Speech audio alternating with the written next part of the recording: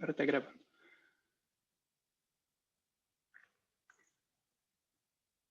Então, tem dois grupos de pessoas. As pessoas que estão no mundo e as pessoas que saíram do mundo. As pessoas que estão no mundo participam do mundo. E a gente leu alguns textos onde a gente definiu isso. Que o mundo é Laodiceia. E a gente não vai passar mais tempo fazendo isso. E Laodiceia é essa condição onde a gente não pode enxergar. No verso 16, Pedro diz, a gente não seguiu fábulas. E a gente imagina Pedro, depois do Getsemane, fazendo o quê? Tentando ainda seguir as suas próprias fábulas que ele acreditava, de que Cristo ia ser um rei. Então ele tira a sua espada e corta a orelha de um servo. Então, são algumas coisas que a gente olhou nesses versos que nos ajudou a ver a natureza do que é ser ou não ser do mundo, ou poder enxergar e não enxergar, o que de fato é enxergar. A gente não vai continuar com esse estudo, entrando nesses detalhes. Mas o que eu quero que a gente veja é que esse mundo, ou essa forma de sair do mundo, a gente sai do mundo porque a gente está indo para o céu. A gente está num caminho estreito, separado do mundo e elevado. Nesse caminho tem uma luz que brilha atrás. E por quanto tempo, ou por... não por quanto tempo, mas até onde essa luz brilha? Vocês não têm mais opção de falar no áudio, mas vocês podem colocar no chat. Eu tirei a opção de vocês de falarem no áudio, mas eu ainda dou a opção para vocês falarem no chat. Até o fim. Ou até o segundo advento. A luz do clamor da meia-noite. Página 14 dos primeiros escritos. Ela não brilha até uma parte do caminho. Ela brilha até a segunda vinda. Todo o caminho. Do momento em que ela tira as pessoas do mundo, e a gente já falou que é o mundo, a nossa visão laodiceana, como a gente via as coisas. Todos são familiarizados com isso. Como a gente observava notícias, o que era bom e o que era ruim. A gente estava perdidos no mundo, até essa luz chegar. E desde o momento que essa luz chega, ela nos coloca nesse caminho. Em algum momento, e essa é a parte que eu não canso de repetir, não vou me cansar de repetir. Em algum momento, as pessoas questionam. Elas questionam a luz, dizendo que a luz não poderia ter levado elas tão longe. Foi isso que a gente leu. Deixa eu colocar aqui.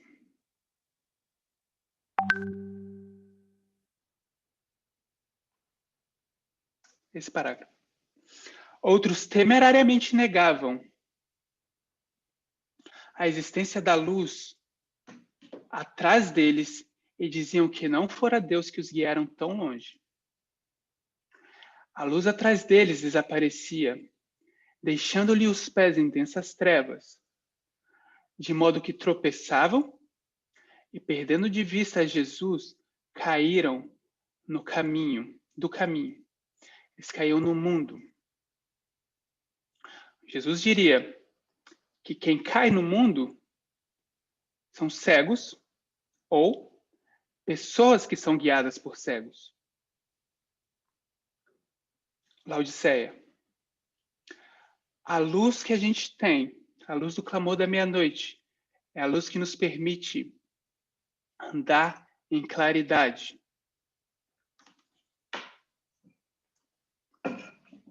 O ponto que a gente fez na última semana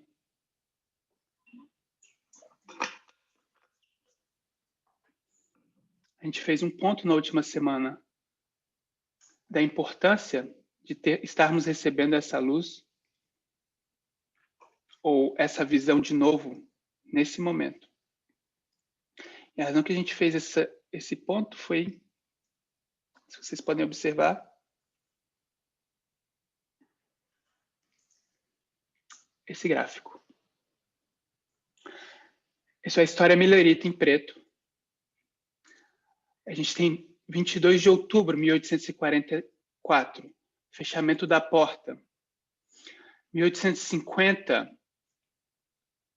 alto clamor, o momento que eles vão para outra classe.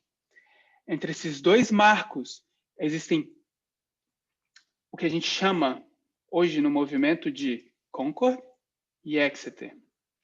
Aumento de conhecimento, formalização. E a gente está em 2020, no aumento de conhecimento. Eu vou perguntar no chat internamente, porque externamente a gente tem bem claro. A gente tem claro quando começou, Concord. Mas eu quero perguntar, o que corresponde internamente ao aumento de conhecimento? Qual mensagem nos foi dada no tempo certo, quase que sincronizado com os eventos externos, sobre o aumento de conhecimento? O que é o nosso aumento de conhecimento? Eu vou aguardar a resposta. Obrigado, irmão.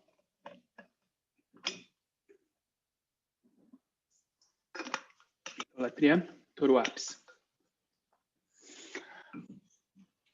A mensagem do touro ápice. A mensagem da idolatria, do adventismo conservador, não é apenas uma mensagem sobre a forma. O que ficou claro para a gente é que a forma, aquilo que a gente vê, todo mundo entende. O problema é que não para aí. E o que a gente está prestes a ver é um momento onde o espírito, ou caráter, é completamente removido de nós na formalização da mensagem. A gente só teve o início, a gente nem foi longe demais ainda.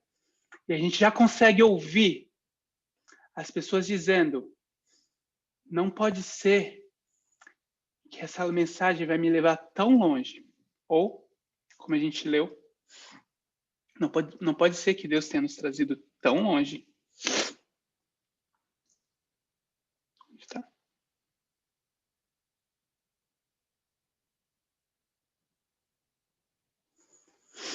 E que essa luz não poderia ter nos guiado tão longe. Essa é a mensagem.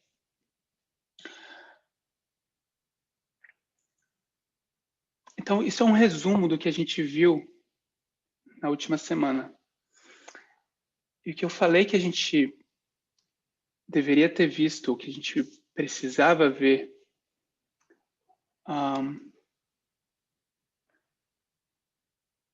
é esse estudo.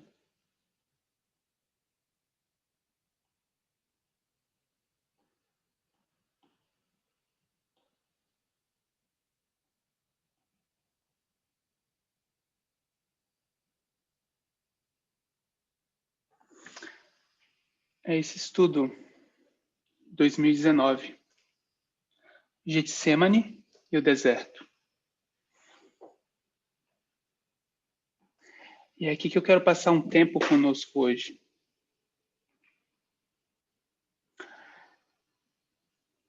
Esse estudo já foi feito algumas vezes, em especial no Brasil, na Campal de Carnaval do Brasil.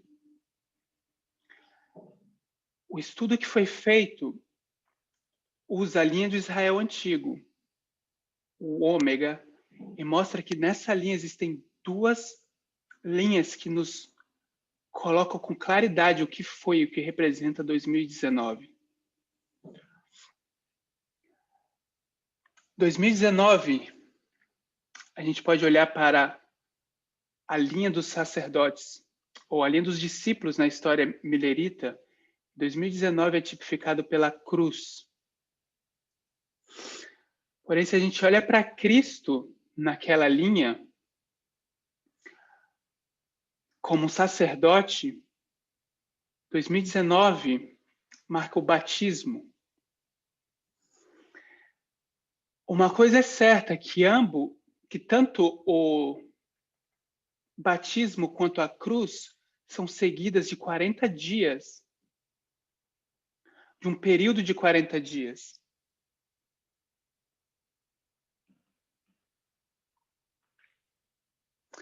Quarenta dias de deserto.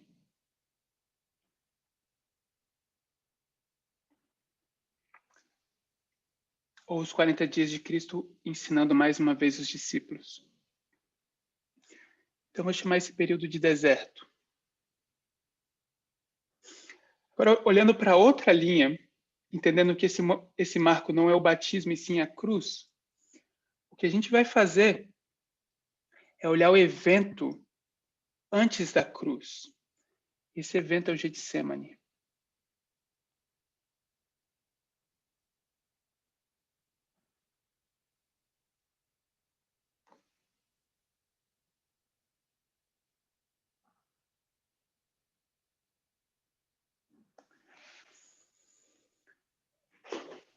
A gente vai ler agora alguns textos de Ellen White a respeito disso.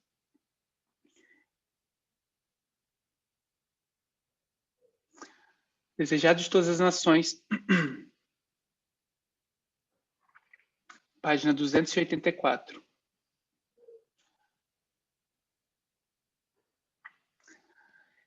Jesus estivera conversando animadamente com os discípulos, instruindo-os, mas ao aproximar-se do Getsemane, tornou-se estranhamente mudo.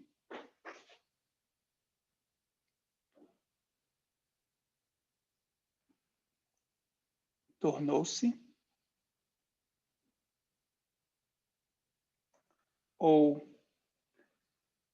vou usar essa expressão para marcar que tornou-se o verbo da ideia de mudança.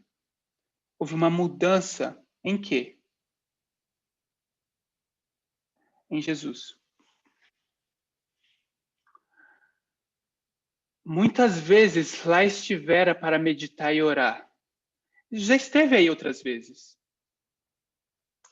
Mas nunca com o coração tão cheio de tristeza como nessa noite de sua última agonia. Durante sua vida na terra, andara à luz da presença de Deus, quando em conflito com homens que eram inspirados pelo próprio espírito de Satanás, podia dizer: aquele que me enviou está comigo. O Pai não me tem deixado só, porque eu faço sempre o que lhe agrada. João 8, 29. Agora, porém, parecia excluído da luz da mantenedora presença de Deus. Parece excluído.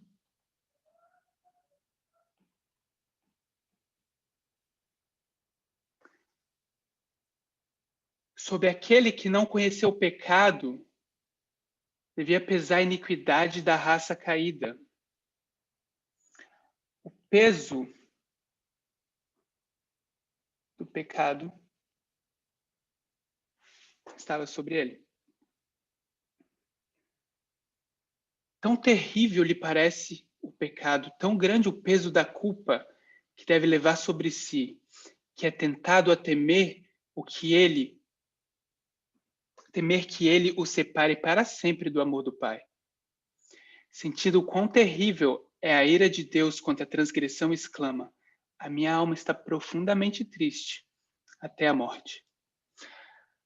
Ao aproximar-se do jardim, os discípulos notaram a mudança que se operara em seu mestre. Já está aqui em cima, a gente já tem a mudança colocada aqui. Nunca antes tinham visto tão indizivelmente triste e silencioso. À medida que avançava, mais se aprofundava essa estranha tristeza. Todavia, não ousavam interrogá-lo quanto à causa da mesma. Seu corpo cambaleava como se estivesse prestes a cair. Ao chegar ao jardim, os discípulos ansiosos procuravam o lugar habitual de retiro do mestre para que ele pudesse descansar. Cada passo que dava, agora, fazia-o com extremo esforço. Gemia alto, como sob a opressão de um terrível fardo. Por 2 vezes os companheiros o sustiveram. Ao contrário, teria tombado por terra. A gente vai para mensagens escolhidas agora. Volume 1, página 271. Mensagens escolhidas, volume 1, página 271. E o que a gente vai ver agora são frases referentes ao deserto. O que Ellen White vai explicar agora, a experiência de Cristo no deserto. Cristo entrou no mundo como destruidor de Satanás e redentor dos cativos redidos por seu poder. Em sua própria vida vitoriosa, quis ele deixar exemplo que os homens seguissem e vencessem assim as tentações de Satanás. Assim que Cristo penetrou no deserto da tentação, alterou-se-lhe a fisionomia.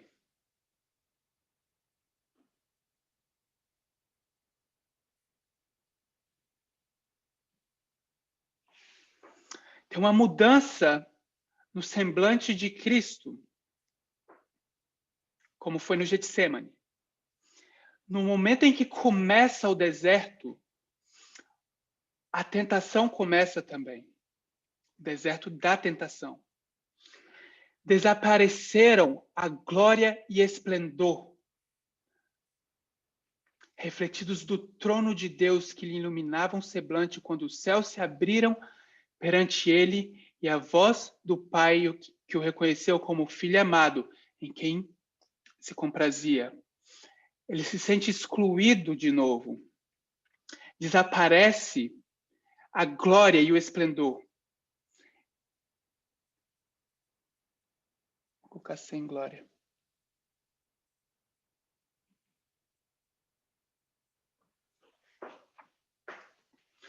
O peso dos pecados do mundo fazia o que com ele?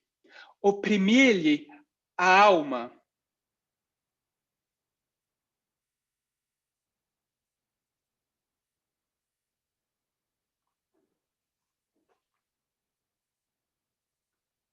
E seu semblante exprimia uma tristeza indizível, uma profundeza de angústia que o homem caído jamais experimentara.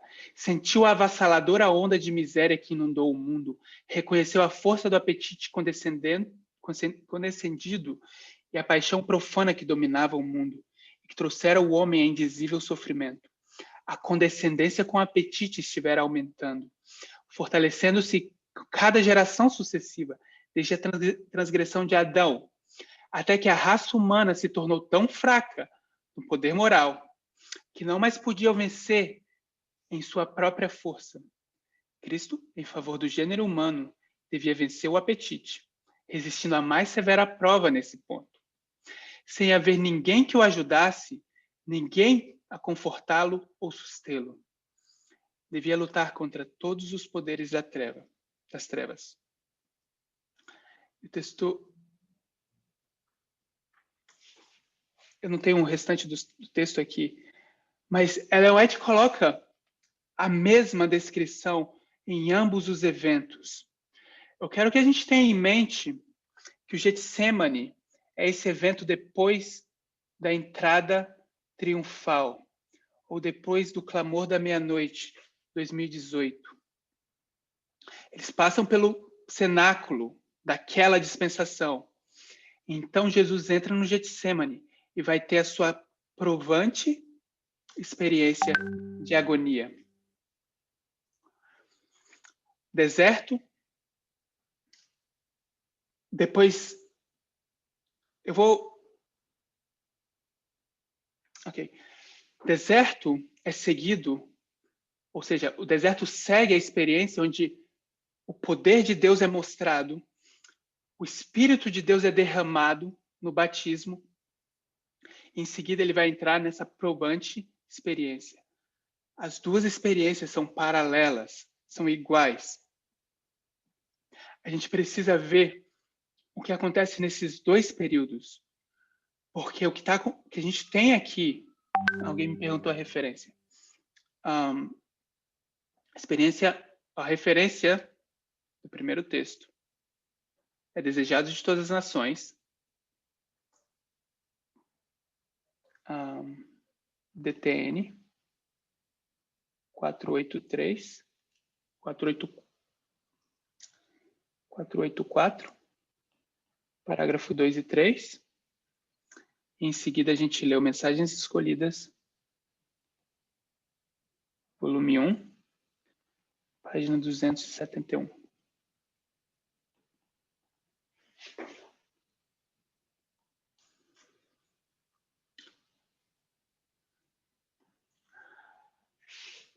Eu quero que a gente olhe agora qual foi a experiência desse movimento entre 2018 e 2019. E eu vou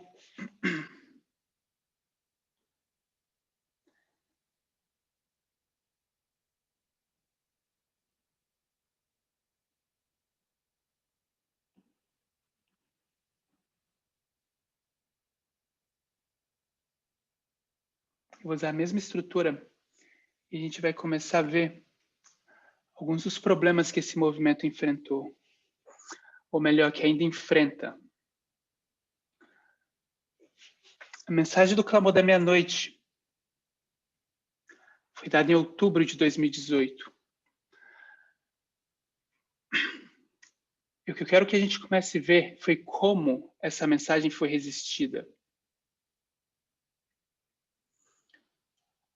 Cada passo que foi dado até que finalmente a gente viu a primeira separação. Qual foi, de fato, o grande teste, o grande problema enfrentado por esse movimento?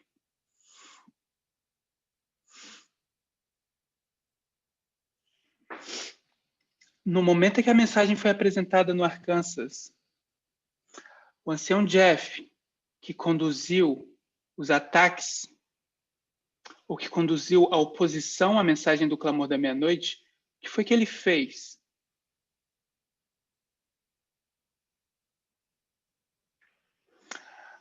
Qual o problema do ancião Jeff?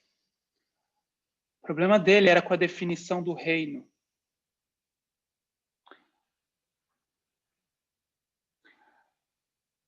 Se o reino da visão, a visão do ancião Jeff era uma visão social conservadora.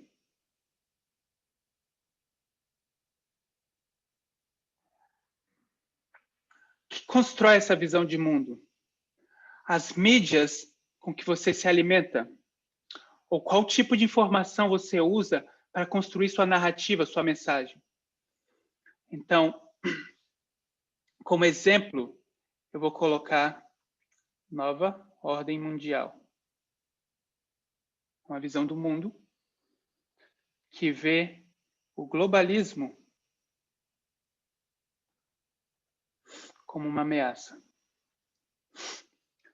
Do outro lado, o que a mensagem do Clamor da Meia-Noite queria nos dar, teoria de conspiração, obrigado, irmão, era que nós éramos liberais sociais.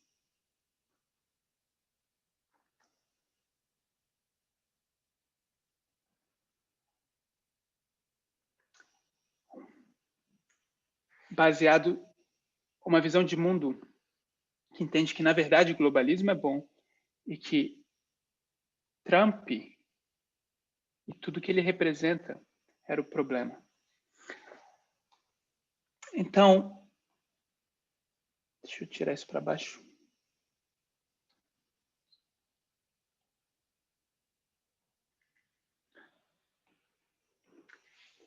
No momento que no momento que a mensagem começa a ser apresentada no Arkansas, em seguida, a mensagem recebeu o primeiro ataque. E o primeiro ataque foi pelo ancião Jeff.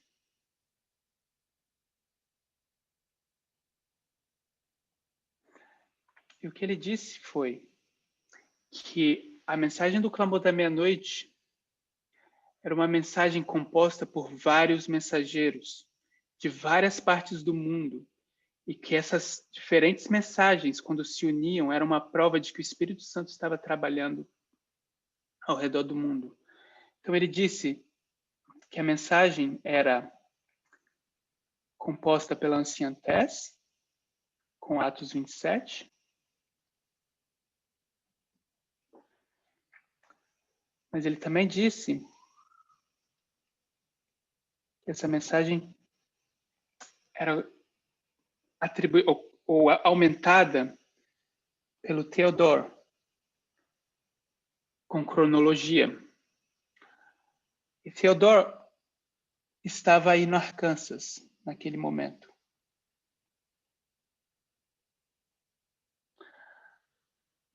E o último grupo que ele especificou foi um grupo da África, que também contribuía para a soma dessas mensagens. O que foi provado é que cada uma dessas mensagens eram mensagens falhas, que não se concretizaram. E a gente nem precisava ter esperado 18 de julho para ver isso. O problema com eles era uma questão de metodologia de parábolas.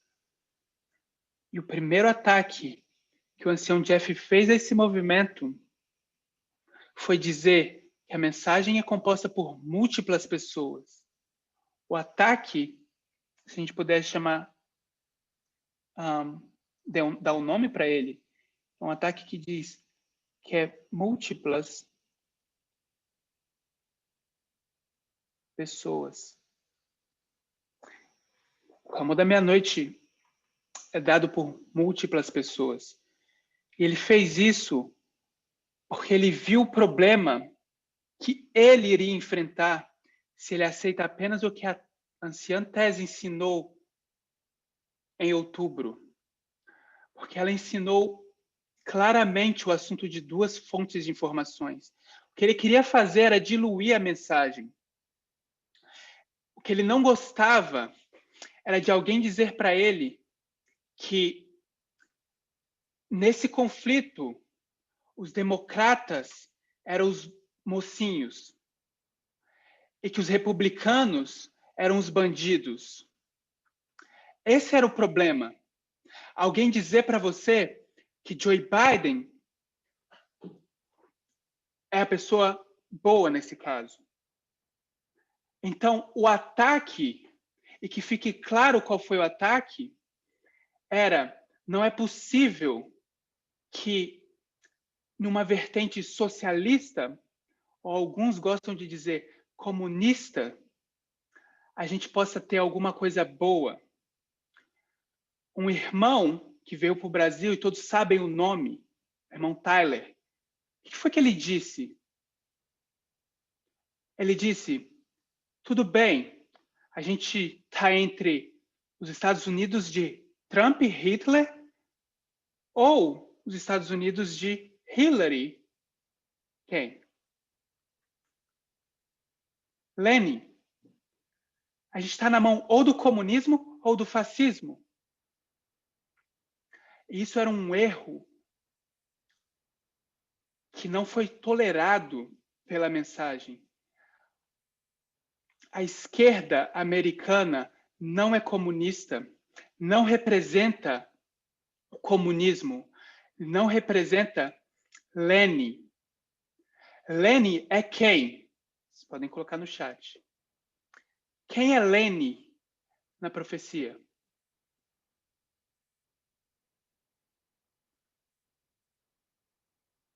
Putin? Rússia? Então, me assusta. O que me assusta? Talvez vocês saibam o que me assusta. Talvez não, porque eu não falei. Vocês não sabem o que tem dentro de mim.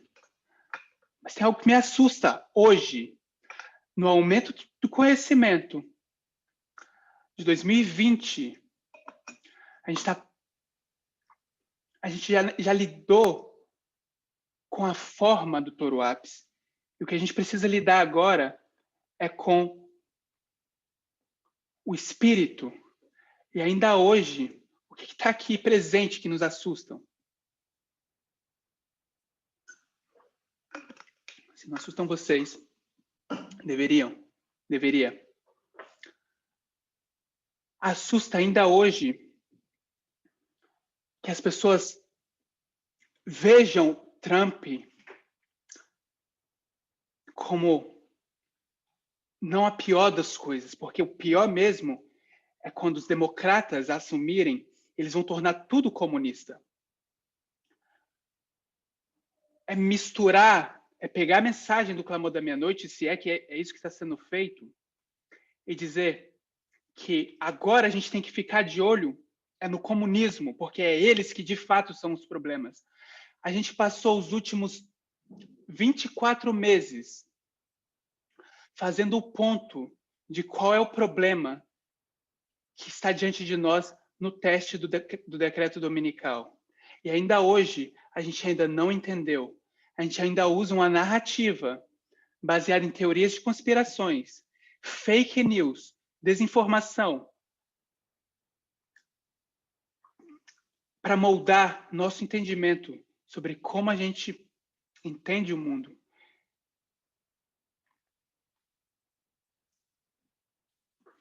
Esse foi o problema aqui.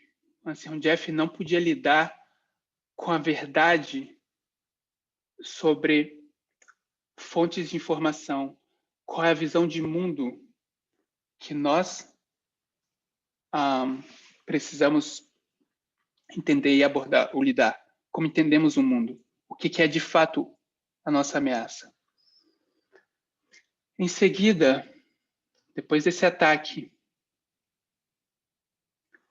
isso foi respondido tanto pelo ancião Parminder quanto pela anciã Tess. A gente teve uma resposta.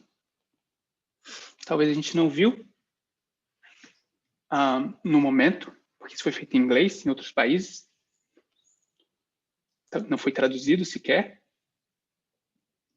Mas a resposta veio e mostrou o ancião Parminder através da mensagem dos diagramas e como Ellen White resistiu às pessoas que achavam que eram vários diagramas que deveriam ser vendidos naquela época, e ela disse: não são vários diagramas, vocês só podem seguir um diagrama. Ele fez a aplicação disso para a nossa história e mostrou qual era o problema com essa lógica. A anciã Tess mostrou isso através do estudo de Boston, Concord e Exeter. Ele mostrou como que a mensagem é desenvolvida por um mensageiro apenas, e não múltiplos mensageiros. Mas a resposta veio, e isso foi deixado de lado. O movimento começou a entender que essa mensagem era uma mensagem, e que a mensageira era a anciã Tess. O próprio Theodore declarou publicamente e disse que a mensagem dele foi reprimida, que a mensagem dele se silenciou. A África parou também seus estudos. Isso tudo aconteceu e a resposta foi bem sucedida. As respostas vieram. O segundo ataque a mensagem do clamor da meia-noite? Qual foi?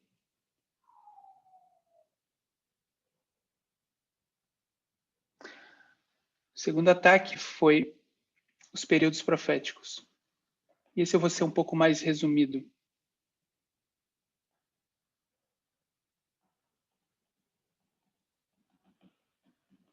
Se vocês se lembram, a gente tinha 126, 151,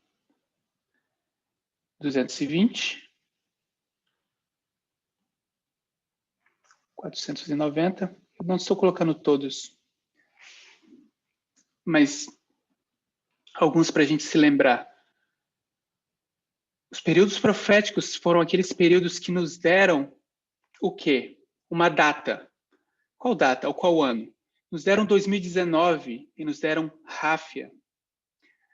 Então, o que o ancião Jeff fez, quer ele estivesse consciente ou não, naquele momento, foi que ele começou a usar os períodos proféticos, que era uma metodologia legítima, foi uma metodologia legítima para o clamor da meia-noite. Ele quebrou a metodologia. Ele começou a usar de uma forma distorcida a própria metodologia. Mas não apenas isso, não apenas que ele quebrou a metodologia, que ele começou a usar a metodologia para nos apontar para uma dispensação futura.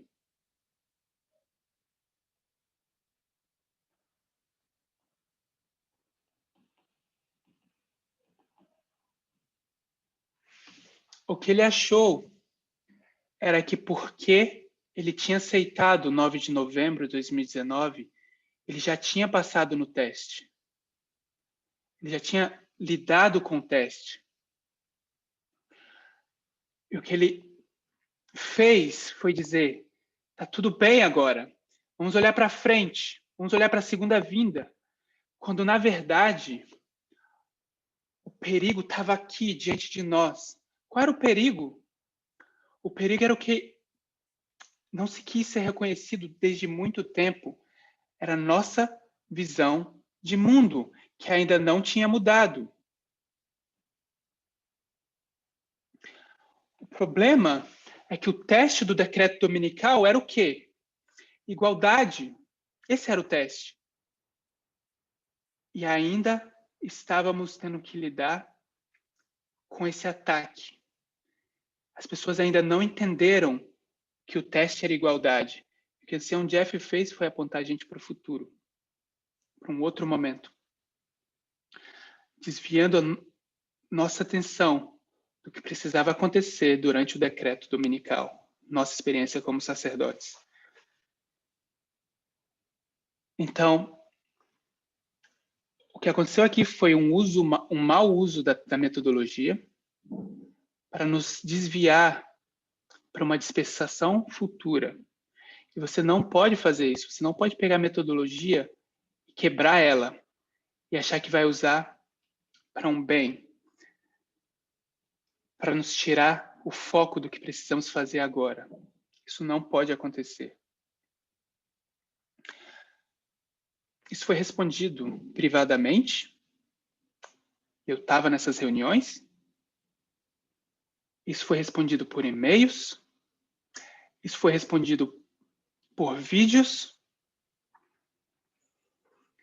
Em diversas ocasiões, foi trabalhado com cada um qual era o problema dessas coisas. Então, foi lançado o terceiro ataque. Alguém arrisca dizer qual é o terceiro ataque?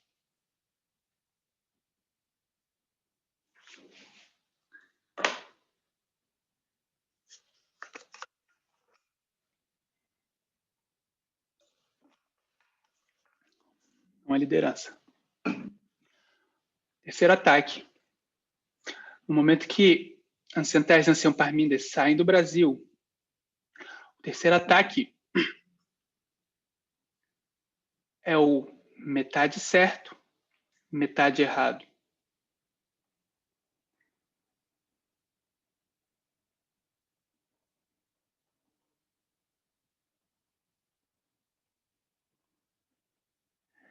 o ancião Jeff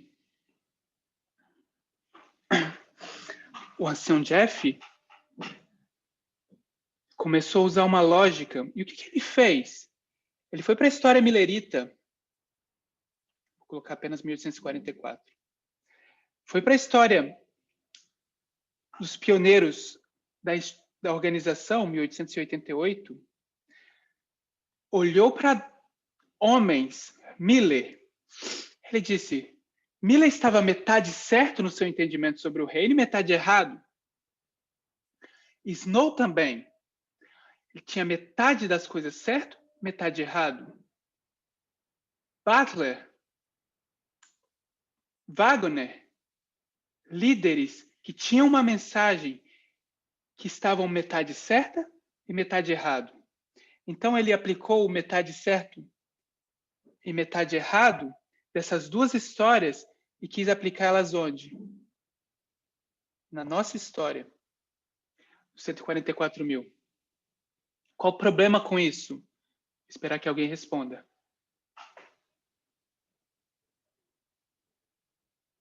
Qual o problema com essa metodologia? Exatamente. Você não pode ir para a história do Egito, que é uma história de falha, ir para a história do cativeiro de Babilônia, que é uma história de falha, e dizer que Cristo falhou. Você não pode fazer isso. Então isso foi respondido e dessa vez foi publicamente. E as pessoas agora sabiam que a mensagem do clamor da meia-noite não estava em acordo, em comum acordo com o que estava sendo ensinado. Foi desenvolvido o estudo falha, falha e sucesso. Ok? E foi dada uma resposta pública. As pessoas que estavam no Arkansas nesse momento disseram como foi a reação das pessoas que estavam aí, do lado do Jeff.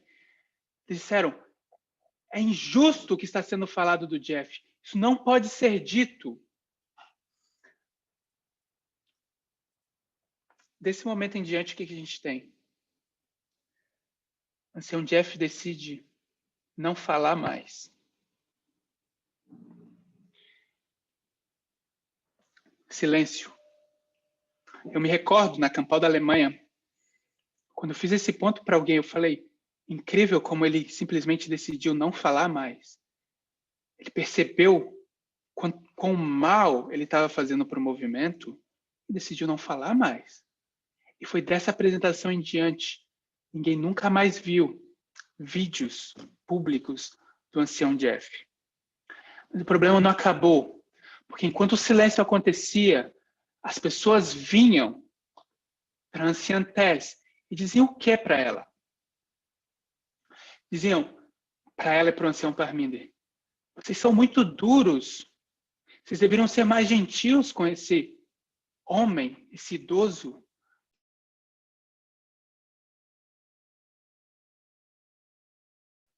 Vocês ainda estão me vendo?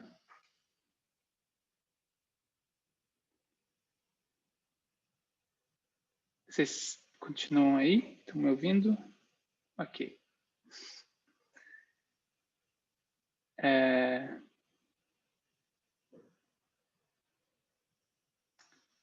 Vou retomar, vou compartilhar minha tela mais uma vez. Eu não sei até onde vocês ouviram, na verdade.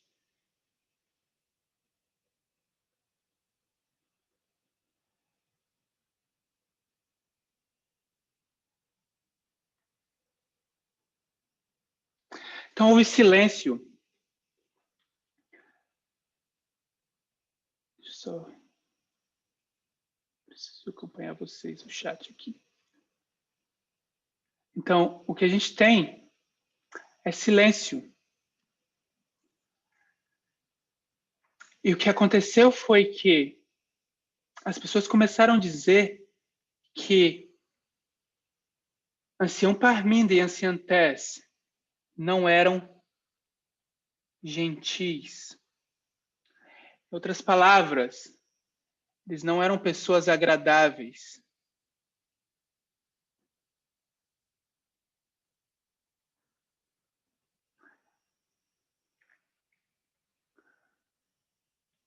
Eles nem sequer abriram oportunidade para um diálogo.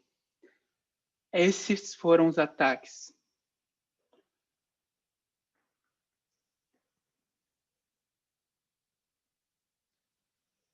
E quem não entendeu que o problema não era um assunto pessoal, que o que estava acontecendo aqui era um uso errôneo, um uso equivocado da mensagem do clamor da meia-noite. E cada vez que isso acontecia, era tolerância zero, se eu puder dizer dessa forma, para um uso errôneo do clamor da meia-noite. Não tem tolerância, é zero. Não é um assunto pessoal, é um assunto de que quando a mensagem do clamor da meia-noite está sendo mal usada, isso tem que ser respondido. Porque quando a mensagem é mal usada, o que acontece? As pessoas estão em perigo quando a mensagem é mal usada. Quando alguém começa a usar nossas plataformas do WhatsApp para promover fake news, teorias de conspirações, falsas ideias, falsos modelos de como é o reino de Deus, o que é feito? É feito algo que as pessoas não gostam. A gente cria mecanismos para censurar o que está sendo dito. A gente cria formas de dizer o que foi compartilhado agora é fake news, é desinformação.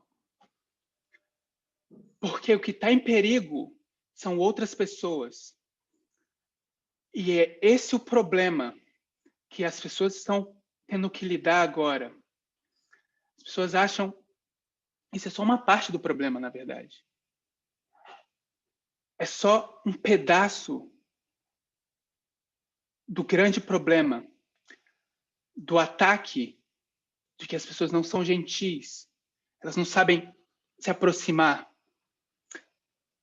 Isso é um pedaço de realidade. As nossas plataformas não vão continuar a ser uma plataforma para as pessoas espalharem o quê? Falsidades. Vocês já notaram as diferenças nos nossos grupos. Não vai ser tolerado mais falsidades sendo compartilhadas nos nossos grupos.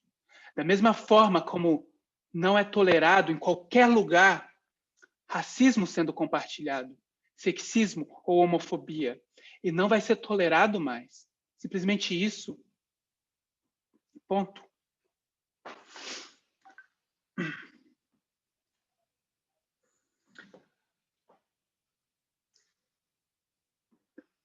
Terminou, o assunto terminou no ponto 4, que a gente chama de rejeição aberta, em setembro do ano passado. Desculpa pela letra. Eu preciso ganhar tempo e a gente já está fora do tempo. Rejeição aberta. Quando finalmente o ancião Jeff disse: o movimento está indo na direção errada. E o que eu vou fazer é forçar o movimento à direção que eu quero. Ele nunca saiu do movimento de acordo com ele. O que ele fez foi pegar o movimento de volta nos braços dele e colocar na direção que ele queria. Então, foi aqui o último ponto da rebelião, ou da rejeição. E a resposta foi o ômega de Israel antigo. A mudança de liderança. Ok? Nesse meio tempo, ou entre o terceiro e o quarto ataque que essa mensagem recebeu, o que o ancião Jeff, as pessoas que estão aqui, que viram os vídeos, que acompanharam os vídeos, elas viram muito bem o que foi, como foram as declarações do ancião Jeff. Qual foi uma declaração que é chave para o que aconteceu, para a rejeição aberta acontecer?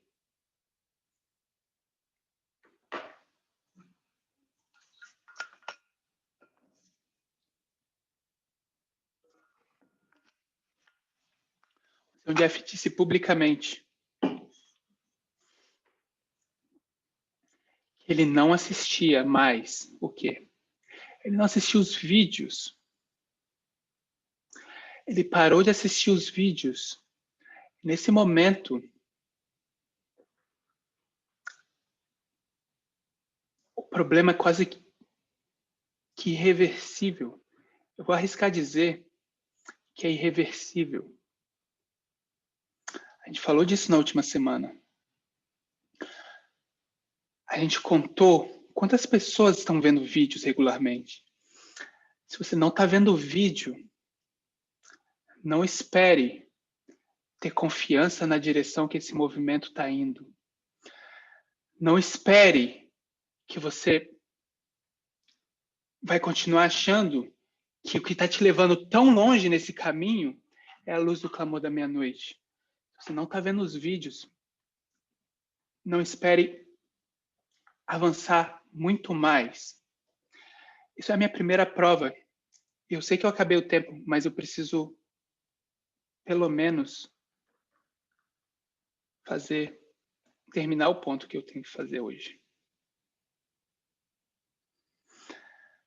Como alguém já disse no chat, João disse no chat, isso acontece no Getsemane, onde mais acontece? Acontece no deserto. A gente já viu nos textos que a gente leu que o que acontece no Getsemane é igual ao que acontece no deserto. Então, o que a gente tem que ver no deserto são 4 ataques. E o primeiro ataque tem que ser o quê? Múltiplas pessoas que se juntam e elas todas contribuem para a mensagem do clamor da meia-noite. Não só isso, mas que uma parte dessas pessoas estão no Arkansas, outro grupo está na África e outro é Anciã Tess. E foi exatamente isso que aconteceu. Os ataques no deserto começaram. Os ataques no deserto é a mensagem que até hoje é fácil observar que indivíduos nesse movimento não superaram, que é o liberalismo. Os ataques são de que a mensagem de igualdade, na verdade, é uma mensagem de que você é livre para fazer o que você quiser. Isso veio dos nossos irmãos no Arkansas, nosso irmão e nossa irmã, que já ensinaram na nossa escola dos profetas no Brasil, da África, e vocês devem, se viram as últimas campanhas, especialmente a do Zimbábue, sabem que isso foi abordado lá. Os problemas que vieram da África estão destruindo, devastando a África. Tem pessoas completamente fora desse movimento hoje por causa dessas mensagens. Então, eu vou apenas dizer que é múltiplas pessoas o que acontece no deserto.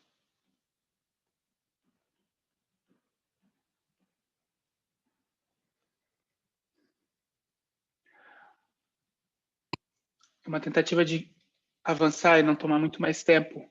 O segundo ataque é pegar a metodologia que esse movimento desenvolveu, clamor da meia-noite, e usar essa metodologia para fazer o quê?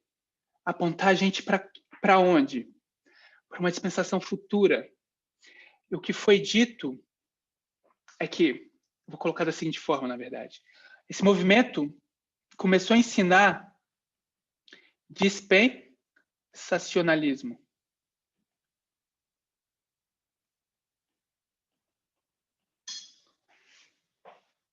Racionalismo.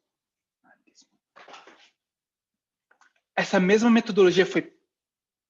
Eles pegaram ela, torceram ela, quebraram ela e fizeram o quê? Vamos olhar para onde? Para o futuro. Eu vou ser vago aqui, eu não tenho tempo para entrar em detalhes. Mas o que aconteceu é que eles disseram: o que a gente precisa discutir agora é acabar com todo assunto de moralidade. A gente tem que acabar com as reformas. Não precisamos mais guardar o sábado, não precisamos mais de batismo. E o que mais a gente não precisa? A gente não precisa da mensagem de modéstia. Cada um usa o que quiser. Brincos, maquiagem, tatuagens e o que quer que a lista caiba.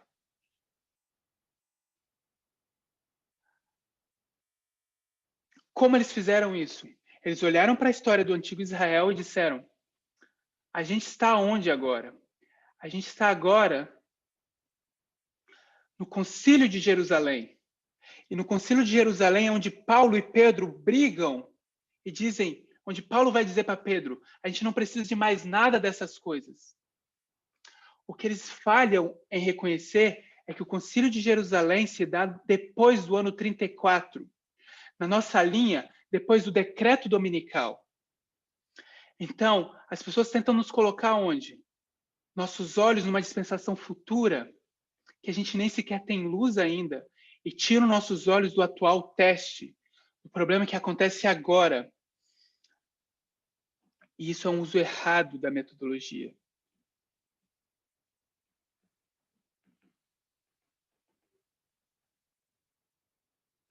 O terceiro ataque veio da África. E o terceiro ataque, eu não vou entrar na complexidade, foi basicamente o mesmo, metade certo e metade errado. Só que dessa vez, o ataque foi direcionado à anciã Tess. Foi usada a metodologia de quiasmas para dizer: o ancião Jeff está metade certo, porém o ancião Parminder está 100% certo. Logo, a gente tem o primeiro, o segundo anjo. E o terceiro anjo, se a gente fizer um quiasma,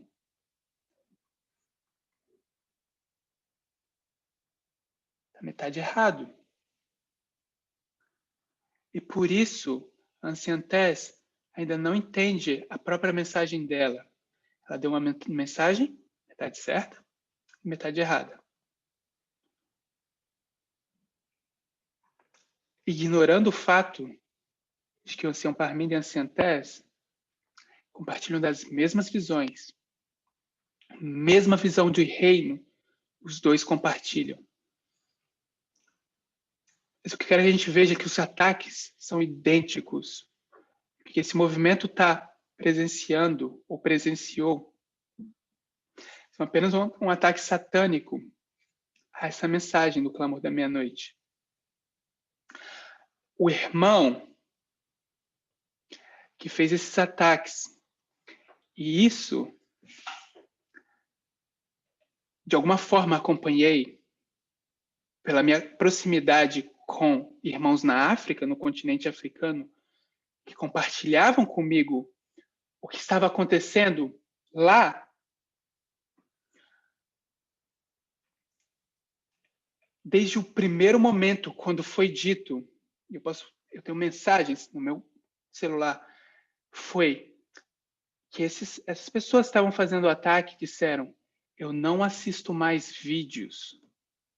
Eu não preciso mais de vídeos. Qual o problema? O problema é exatamente o mesmo que a gente viu antes.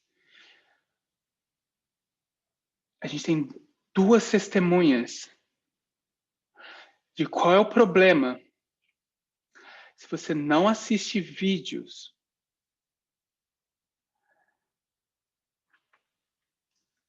Primeiro, Getsemane, alguém disse: eu não assisto os vídeos. Onde ela chegou? Resultado: rejeição aberta.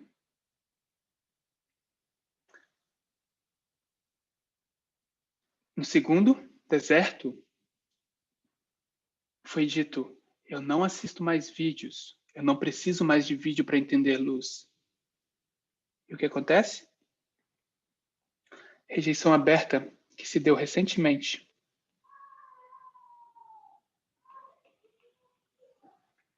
Nas redes sociais. Houve silêncio também, por um tempo. Essas pessoas começaram a ser, como a gente já disse antes, censuradas. E foi aqui que a gente chegou. Eu quero fazer esse ponto, e eu não sei como fazer isso mais forte do que eu já fiz. Mas eu vou dizer da seguinte forma. Se você parou, não importa quem você é, não importa quão forte você foi ou é nesse movimento.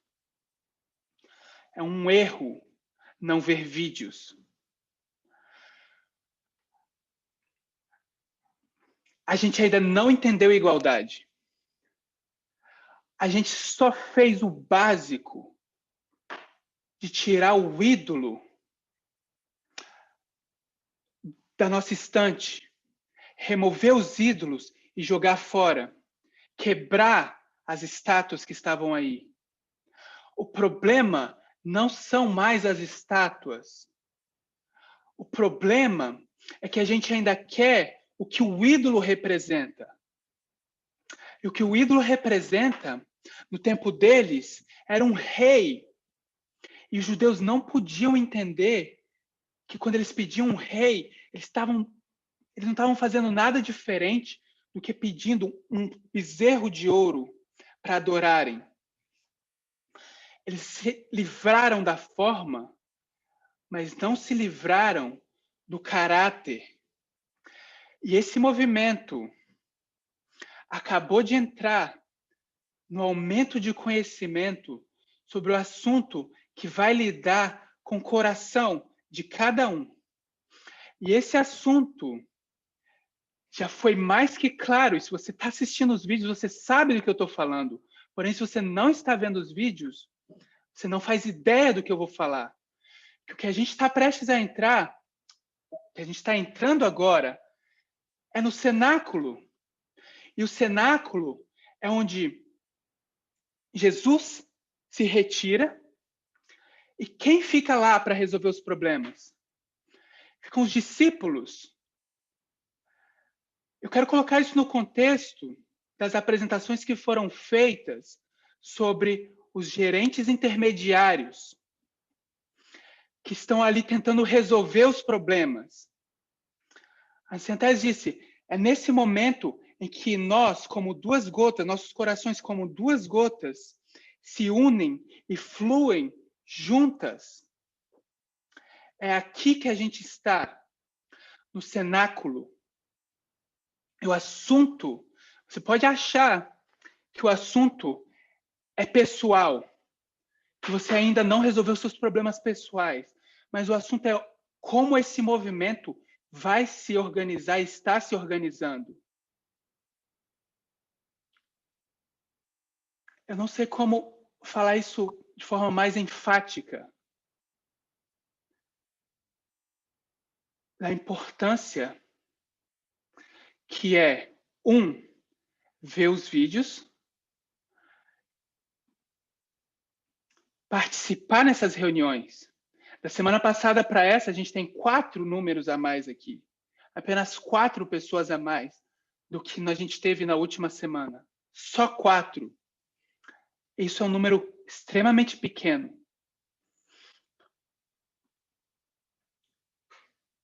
Dois,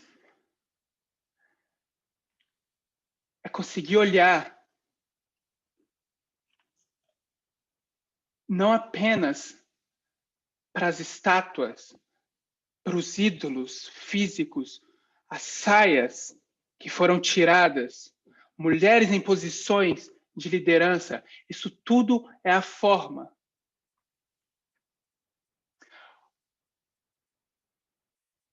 E eu tenho a impressão de que a gente ainda acha que foi isso. Isso é igualdade. E a gente não sabe ainda para onde a mensagem está nos levando. Para onde os líderes estão nos levando. E é importante que a gente consiga tomar nosso tempo, avaliar o que está acontecendo. Por quê? Porque de outra forma, a gente não poderia ver o quê? Qual foi o estudo de hoje de manhã? Que a gente não pode ver. A gente não pode ver? A gente não pode ver a face. É esse o problema. A gente não consegue ver a face de Deus. A gente precisa desses líderes para empurrar isso. Porque chega no momento.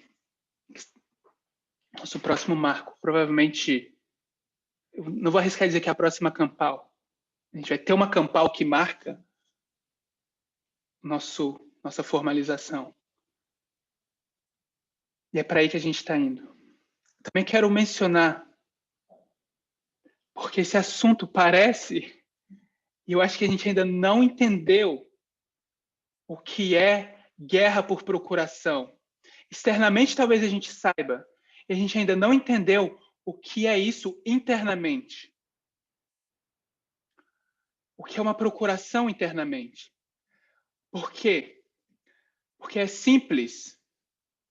Foi muito simples para o ancião Parminder se levantar e fazer declarações ousadas em vídeos que o Jeff ficou sabendo.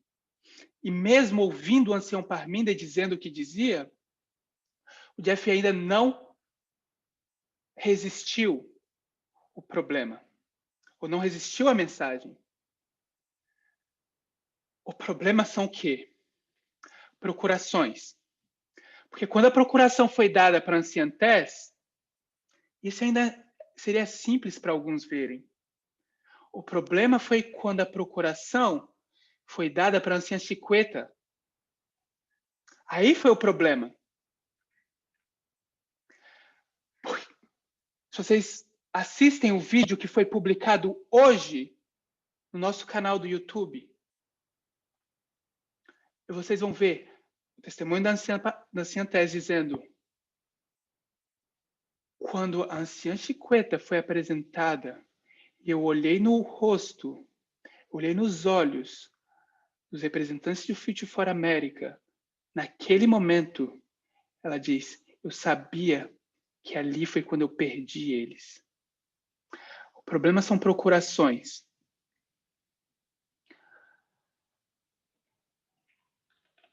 Talvez agora eu possa falar em minha defesa.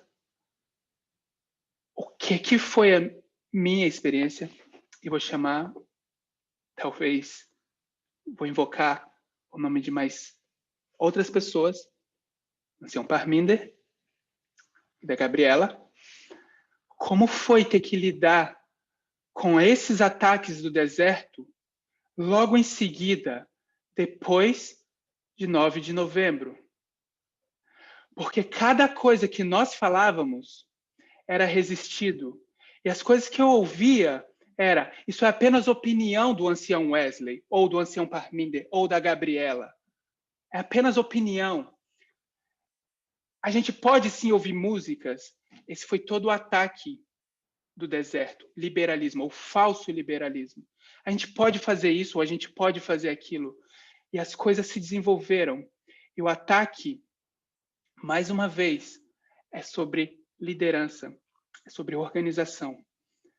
O que esse movimento está vendo hoje, embora as pessoas estão vendo a necessidade pessoal de se conciliarem, que tem que acontecer, o que está acontecendo hoje é um assunto organizacional. E eu espero que, na verdade, como eu disse antes, eu não sei como ser mais claro, mas espero que a gente comece a refletir sobre isso. Refletir sobre como a gente está vendo essas coisas. Ainda tem tempo para todos. Tem tempo para quem ainda acha que China é o problema, que o comunismo ou o globalismo é o problema. Tem tempo ainda para quem está compartilhando, tanto nos nossos estudos online, teorias de conspirações, quanto nos nossos grupos. E também para a gente repensar como a gente vê o assunto de liberalismo e de organização. Eu vou terminar com uma oração. Convido vocês a se ajoelharem comigo.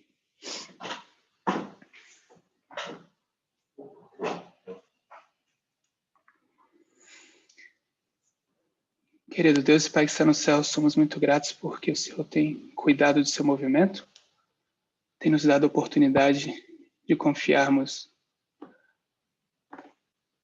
nessas linhas, na metodologia, e não em nosso coração, que está sujo, contaminado com ídolos, que não entende igualdade, que não entende sobre o que se trata, o trabalho que a gente ainda tem que fazer, que não entende que a gente ainda nem sequer está pronto.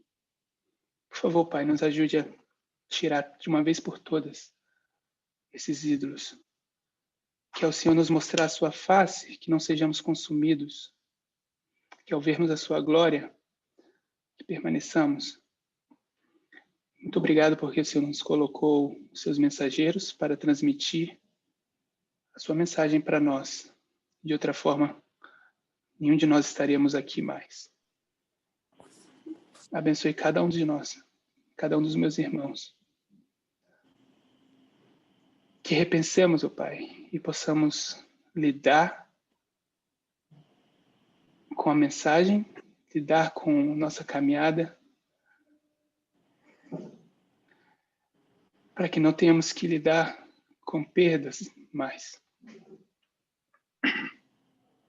Quão difícil é perder pessoas. Por favor, cuide do seu movimento. Em nome de Jesus Cristo, pedimos essas bênçãos. Amém. Wesley. Oi? Wesley? Oi? Se você puder... Wesley? Uhum. Se você puder, não estiver tão cansado, fique mais um pouquinho conosco.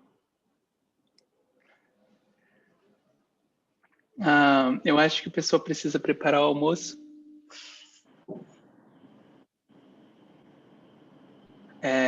Mas a gente vai voltar. A gente vai ter mais estudos em breve. Tá bom?